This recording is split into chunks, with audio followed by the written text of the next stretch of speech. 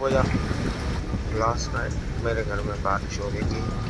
तो मैं अपने रात के करीब 3 बज रहे थे और बारिश में मैं जब वीडियो बनाने लगा बिजली की शॉर्ट्स के लिए, तो मेरी सामने वाली छत पर रात के 3 बजे बारिशों में बिजली कड़क रही हो, कोई आकृति नज़र आई, मुझे कोई अक्स नज़र आया कि मौत की वो सी मेरे सामने नज़र आई।